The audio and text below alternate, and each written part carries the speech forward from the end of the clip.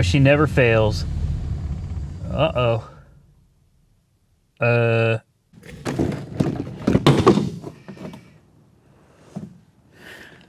Golly.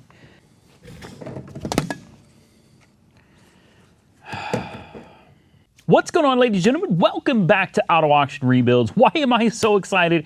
Because we're finally going to get to work on the 1966 Plymouth Fury 2. For those of you that have been following along, you already know everything about this car. But for those of you that haven't seen the other videos, this is a 1966 Plymouth Fury 2. It is a four-door. Boo. Nah, I love the four-door. Truly, I do. We got it for $1,800 from Copart, non-running. We got this car running in about 2 hours. Then we spent several hours redoing the entire brake system on it. Everything is new. It stops on a dime. And then we ran into a slight problem. The car, while it runs and drives, I took it on a 30-mile test drive and it started overheating. Never severely, but enough that I would have to shut it down and you would see steam coming out from under the hood. I took the radiator out and I sent it to a shop that specializes in repairing them. Now, unfortunately, that shop said the buckets, which is what they call the big piece on top and the big piece on bottom, in this particular radiator's case, and sometimes they're on the sides, the tank portion, the cores are actually good, but every time he tried to repair a hole or a crack, it produced a new one somewhere else. The radiator is shot. So, I have purchased a ton of new parts for this car, including a brand new aluminum radiator, 3 gallons of antifreeze, a container of Blue Devil Complete Radiator Flush, and oil degreaser, 3-in-1, supposed to be some really good stuff. We got some pipe thread tape. We've got some, it's a liquid version of the same thing, basically thread sealer that comes in a little container by Permatex, blue gasket silicone. We've got belts, water pump gasket, thermostat, coolant flush kit, upper hose, lower hose, water pump, heater hose. In other words, we've got just about everything that we're going to need to get the cooling system done, hopefully, in this video, guys. Here is the 318. I did confirm this is a 318. We do already have the radiator out. I had to remove the radiator without you guys so that we could take it to get it tested, and unfortunately, it could not be saved. So as I showed you, we have another radiator over here all ready to go for it. So, without further ado, I guess let's jump in here and get started. So we're going to jump right into this by taking the fan off. That's the first thing I'm going to do, and that is a 1/2 inch 4 bolts. With the radiator out, it gives you a lot more room to work here. Well, we may have to just see if the ratchet's got the power to do this on its own. Nope. So one hand on the blade, one hand right there, and we'll just kind of crank these loose individually. There we go. They've been on here quite a while, I'd assume. Got one more. Where is it? Right. There we go. All right.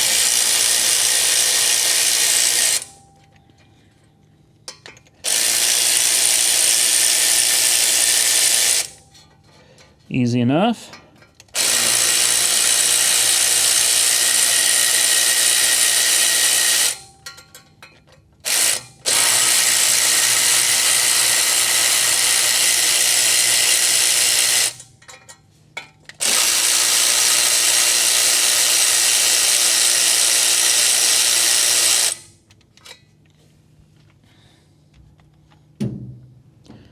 All right, just like that, we should be able to take the fan out.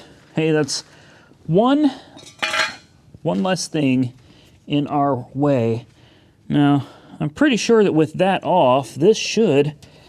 you got to wrap both hands around it, you know what I mean? Really, what she's on there. I'm not 100% sure that that thing is just going to slide off, and I know we got to take the belt off, but I am like 99.9% certain that thing is supposed to come off. So hang tight. Let me beat on it with something. Sometimes these things need a little love, a little guidance, just a little... Oh, there we go. It's already moving. Just a little tappy tap up top, down low, and yeah, there we go. See that? Things are starting to move. We're gonna have to take this belt off, which no big deal. I already knew that was coming anyway. That's not gonna be a 1/2 inch though. Yes, it is. All right, let's go ahead and loosen that. The bottom one's gonna be bigger. Yes, it is. That's probably gonna be 9/16 or 5/8. And the winner is 9/16. All right, let's go ahead and loosen this up just a tad. There's probably a nut behind it. Yeah, there's gonna be a nut behind it. Urgh. Okay, we'll loosen that up like that. Take the belt off, just like that. And hopefully, well, that water pump is, I'm pretty sure that's the actual shaft that's wobbling like that. That is not good. You don't really want to pry on this too much because you could warp it. But it's got to come off, so be very gentle. There we go. There we go. All right, we got her off, guys. She's probably been on there a really long time. All right, set this on the ground. Now we're cooking with grease. Actually, the water pump doesn't feel bad at all. It wasn't leaking. Everything looks pretty good with the pump. But I don't know how old it is. It's definitely time to take care of it. So next, got to take these hoses off. I'm going to take the bolts out. They're probably all the same. Yeah, they're all the same. 9/16 all the way around. Fairly simple and straightforward to get this water pump off. Looks like we are going to have to remove maybe the whole power steering unit there. Perhaps we'll figure that out as we go. But for right now, I'm going to focus on getting all of this off, and we'll pick it up from there. All right, let's get this water pump off. You know what? I think first thing we're going to do is take off the power steering pump. I feel like it is just going to be in our way.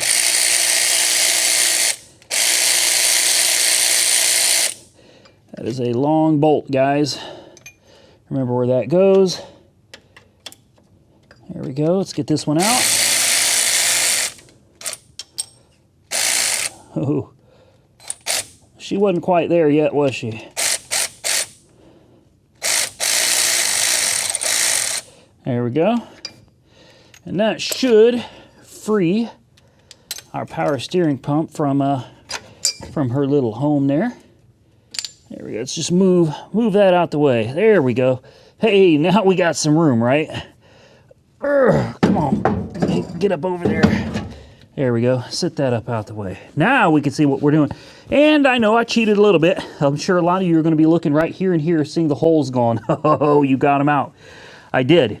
I got them out with with one of these. Right there. Oh yeah.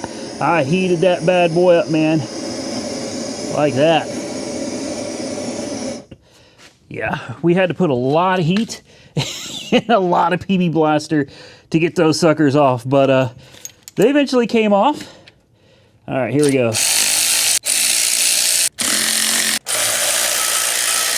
Let's continue on. We're close. That's a wrap. There she is.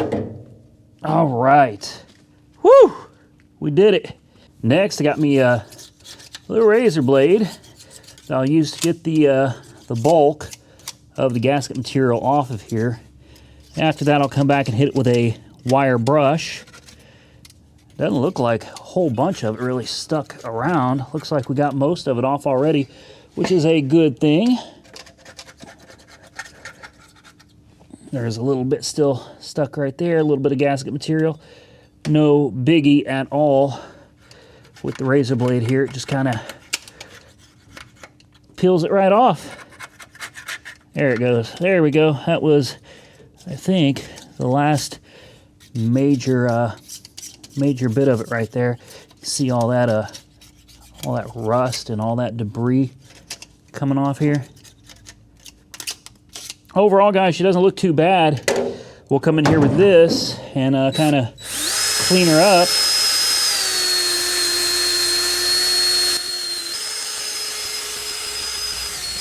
Do a little bit more of that, some carb cleaner, and we'll have her looking brand new. All right, so now you can see down here at the water pump, it is nice and shiny. It looks practically new. Let's see what the thermostat's looking like.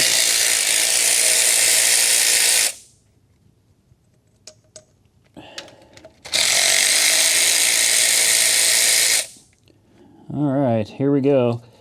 I suspect maybe nice and gooey. Maybe the thermostat had been sticking. I'm not 100% sure on that, but see if we can get this to focus in here. There we go. A little nasty. We got to get that thermostat off of there for sure. See down in there? No, can't see down in there. Not enough light. All right, let's get that thermostat off, guys, and let's see what she looks like. So here is the thermostat. Take a look at how nasty and trash this thing is. It's been hot. There's definitely been a lot of rust in there. She's pretty rough, guys. I'm glad we're getting this one out of there, and we're going back with a fail-safe. Lots of garbage in there. So get things cleaned up, and we can start putting her back together. All right, so we got everything pretty well cleaned up, guys. It's not perfect, but I'd say it doesn't look too bad. See if we can get it to focus in there. There we go. Yeah, not perfect, but not too bad. I found these little casting numbers right here. Let me see if I can hold this still long enough for the focus to catch up with it. Yeah, I don't know what those numbers stand for. This is a little rough, but I think she'll work, guys. I do. I think she'll be all right. Everything looks like it should bolt right back together. Things are moving right along, guys. We got a lot of hoses to replace, gaskets to install. I'm going to jump right into this, guys, and I think we start putting her back together. So I have a confession to make, guys. I am not a big fan of silicon, like, at all. But when you have something like this that is probably hard to see, but it's kind of pitted. You see that? All of that pitting can be really problematic. And unfortunately, like I said, I hate using silicon, guys. But there's just too much pitting on this. I'm not going to gob it on there or anything. But you want a fairly nice, even layer is going to be perfect for this. There's just so much pitting. You want to be able to take that up with silicon for any of the minor imperfections. It's nothing major, but there's definitely a lot of pitting there, and I can't for the life of me. I've cleaned it up with a wire brush as best I could, guys. Something just like that. Just like that should be good. Just enough to take up any of that pitting. At which point now, you can take your thermostat, drop it right in, all right? And you've got your gasket right here. So we'll take it and drop it right on and line it up about like this. Should be good. I don't think we need any silicon down here. Everything looks good down here. It's not pitted or anything. I guess we could put a thin coat, right? As much as I hate silicon, it's not going to hurt anything just to put a tiny, tiny layer on the bottom as well, just for safe measure. Like I said, not a big fan of this stuff, but, you know, I'll tell you this. I can't tell you how many times I said, you know what, I'm not going to put any silicon on. It doesn't need it. I eyeballed it and thought, hey, it looks all right. And you know what happened? After I put the whole damn thing together, filled it up with coolant, I ended up having to do it again because there was some slight imperfection in the metal, and because of it, it leaked. So with just a light, as you can see, this is like, I wouldn't even call this like a skim coat, man. This is hardly anything. Trying to keep it out of there. You don't want silicon getting down into the cooling system if you can help it. I mean, on a car like this, probably ain't going to do much to hurt it, but why risk it? So now we can take our thermostat and we can drop her back on and put the bolts in, make sure everything here is lining up nicely. All right. Now we can just kind of, I'm not going to sit this on until the bolts have started. That bolt is started. This way we know everything is lined up right where it needs to be. Okay, both bolts are started. We can just drop it down now. Let it sit there and tack up for a few minutes. While it's doing that, I'm going to start putting some silicon on the water pump. So you're probably wondering, for somebody that doesn't like silicon, why in the heck am I putting silicon on everything? Well, I'm not going to put silicon on this side of the gasket. It doesn't need it. The water pump should have a nice, clean, perfect surface. However, this timing cover is obviously very old, and we don't know if the surface of that is perfect or not. Not to mention, a little bit of silicon, again, not too much, but just enough, can hold this gasket in place. And I like to let it tack up before I go bolting everything back together. But it's kind of push it on like this. There we go. And everything looks good. The bolt holes appear to be lining up. Now it's pretty much ready to have the water pump installed, guys. It's looking good. I'm so excited to actually be able to put the cooling system back together, fire it up, and take her for a drive. All right, boys and girls, I did put a little bit of silicon on the back. I couldn't. You know, that's the thing about silicon, is like once you get started, it's really hard to stop. Uh-oh. We better put this right here. I'm not even sure where that goes. I think that goes right there. It gets kind of hard to stop once you start with silicon, guys, so be very careful. I started looking at the back of the water pump, and it also had a little bit of pitting and imperfections in it too, so I decided, you know what, a very thin layer is fine. And also remember, guys, please, if you get silicon on your engine or on something, just clean it up. Do yourself and everybody a favor, just clean it up or it looks really tacky. All right, next I'm going to use this Permatex on this right here. I don't think it takes a whole lot. Just kind of squeeze it on, get it down into the threads real good, and then we'll put this in the water pump. And this stuff is supposed to be really, really, really good. Typically I would use that threaded, or not threaded, but that tape. You know what I'm talking about, that tape stuff. This, I think, actually works a little bit better, although I will say it is fairly messy stuff. Yeah, golly, this stuff is kind of messy. You get it all over your hands, whatever. Slide it down into the water pump and just start kind of spinning until she makes her way down in there. And we'll do that with the other two, and then she should be pretty much ready to put back together. All right, guys, I think it's time to put the fan and belts back on. We can drop the radiator in, and at that point all that's left is just to change these two hoses. That hose has been replaced now. I got a new lower, new upper.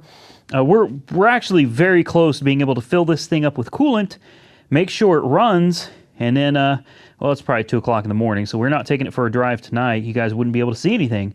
We're gonna go ahead and start buttoning this back up though. Put the power steering pump back on.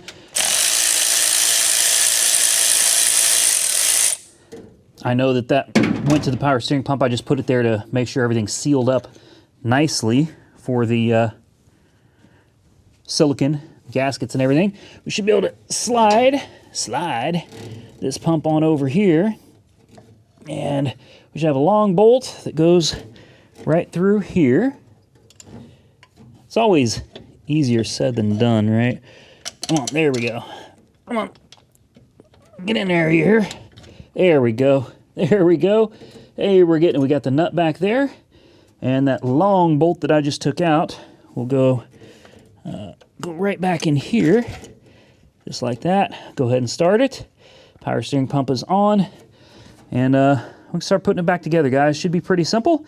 I don't think you guys need to watch me do all that. You already saw me take it apart, so let's button this bad boy up.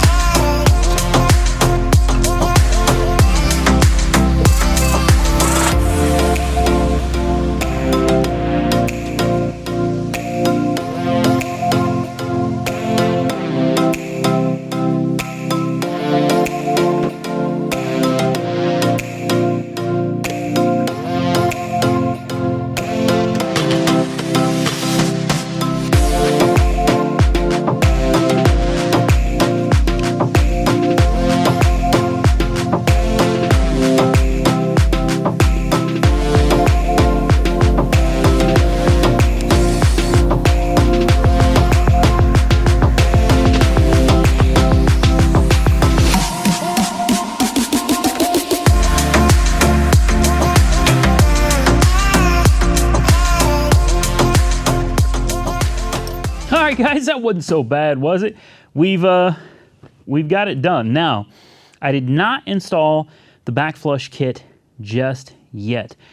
Before I go through and do all of that, I think what I'm going to do is put that Blue Devil rust 3-in-1 oil remover, rust remover. I'm going to let all that just kind of soak through the system, and at that point we can flush it all out. I will backflush it with that kit, and I think that's probably going to get the majority of the garbage out of our cooling system. So right now the cooling system should be like 90% dry.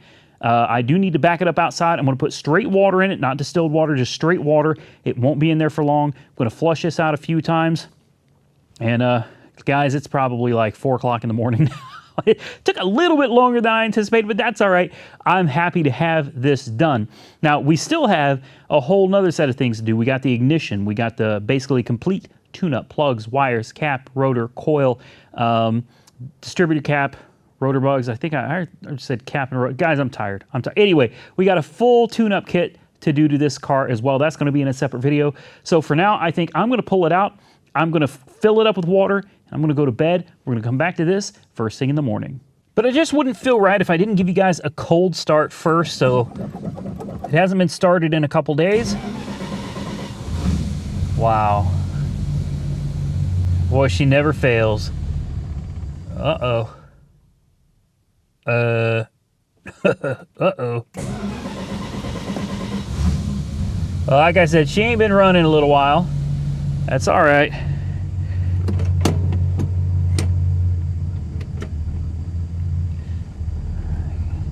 She's cold. You guys know how Mopars are cold, right? Let's see if she'll move. Come on, old Betsy. Betty White.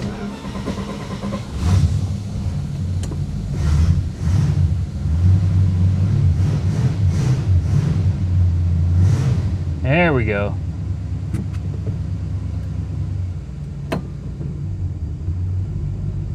There we go. Good old Betty White. Come on, old girl.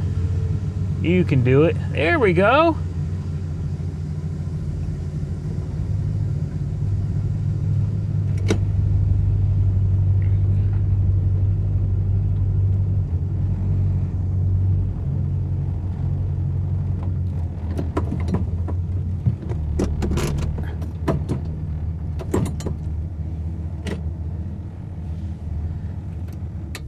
Well, guys, I hate to be the guy that leaves you in a cliffhanger, but unfortunately, we ran into a problem. The temperature of the car started going up. I filled it up. I got it running. I was trying to get it all bled out so we could just take it for a drive tomorrow, save you guys all the drama that I went through tonight. And the temperature just got higher than I would have liked. It didn't overheat. I didn't let it overheat, of course, but it definitely got a lot hotter than it should have. So now I'm kind of scratching my head and I'm like, okay, what's going on here? It's full of coolant.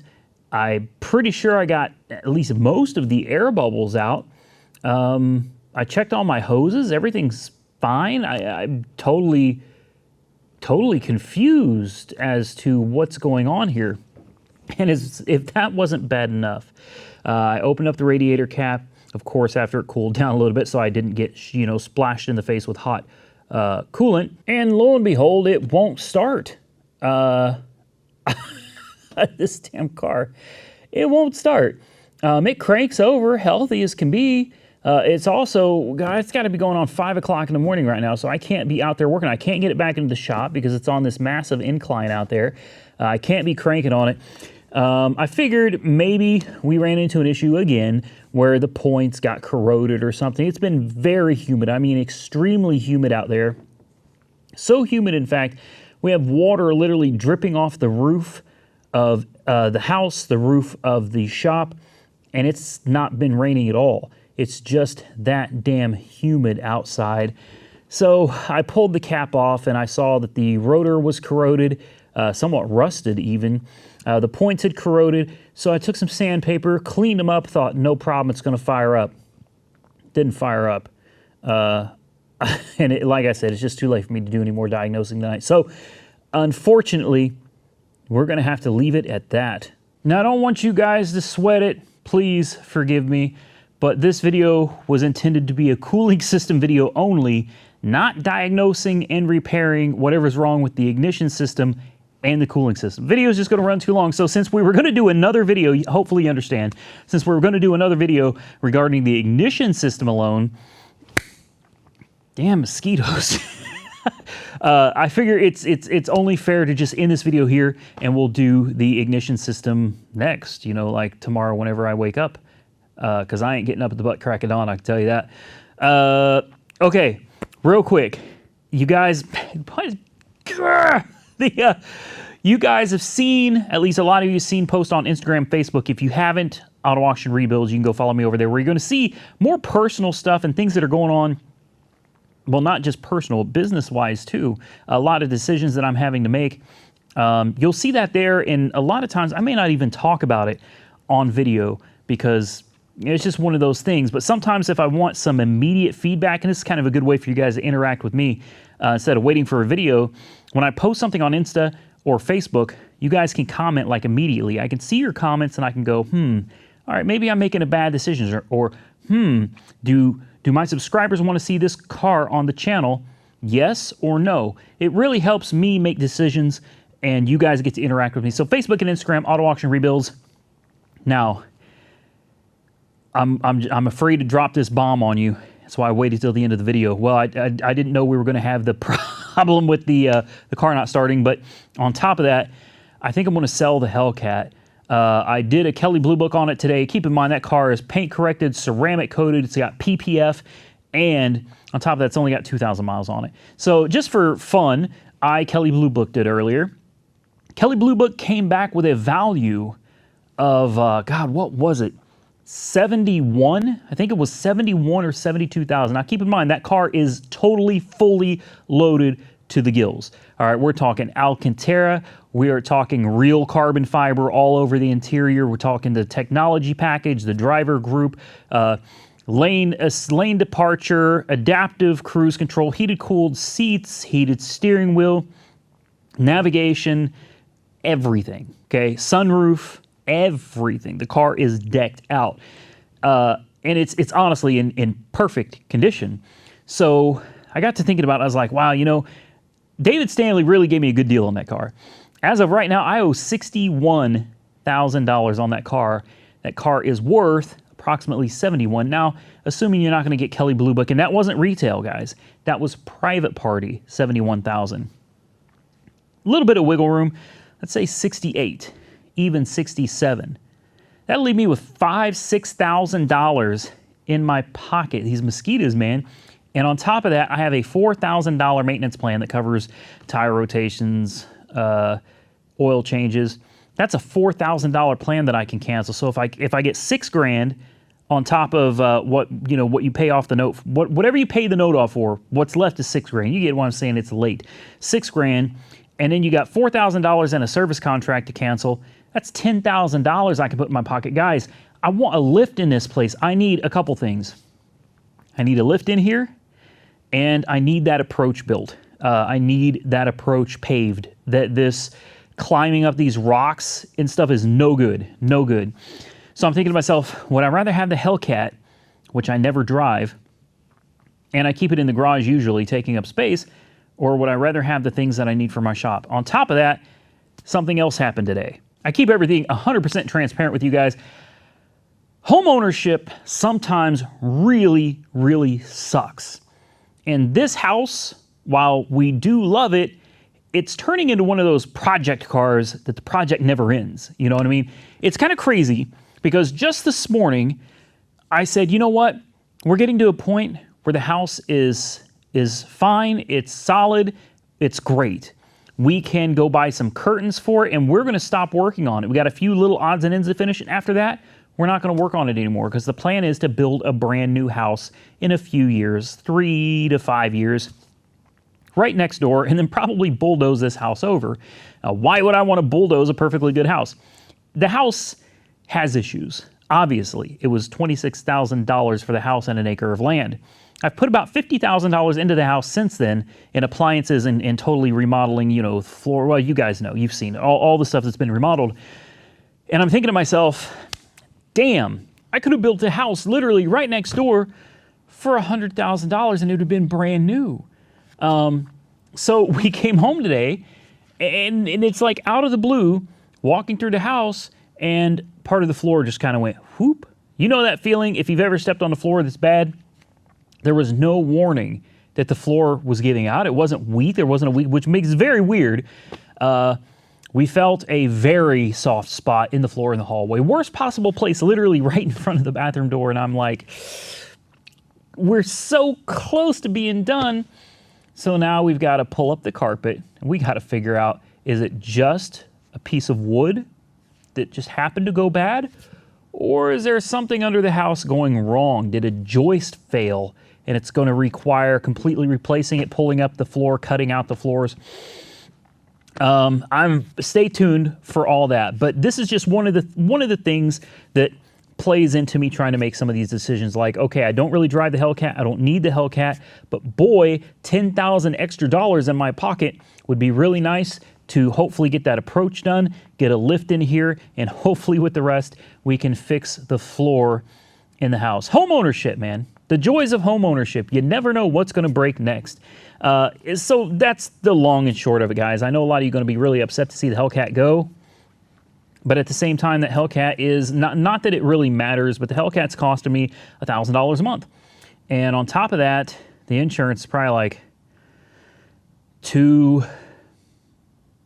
I don't know. I honestly have no idea. Everything's on auto pay. I don't know how much the insurance is. $150, $200. It's not a lot, but it's definitely money that I could be putting back into the bank or reinvesting into the shop or the house. And while I do want a really cool car, I feel like I still have some really cool cars. I've got that Coronet that I think is just awesome. Not fast, but very cool and unique. Way, way more unique than the Hellcat.